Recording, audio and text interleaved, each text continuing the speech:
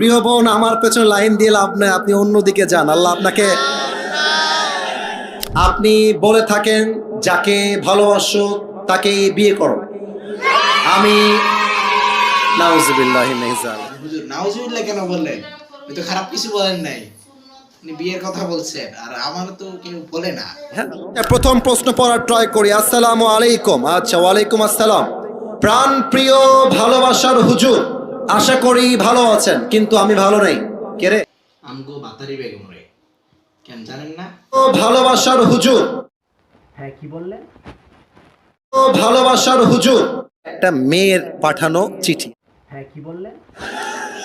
না, এটা একটা, না, এটা একটা মেয়ের পাঠানো চিঠি। হ্যাঁ, আচ্ছা, আপনি বলে থাকেন যাকে ভালোবাসো তাকেই বিয়ে করো। আমি নাউজুবিল্লাহি মিন যালিক। আপনাকে তো আমি 10 মাস 10 দিন ধরে ভালোবাসি, আপনাকেই বিয়ে করবো। না, এটা একটা, না, এটা একটা মেয়ের পাঠানো চিঠি। হ্যাঁ, কি কি বললেন? চিঠি?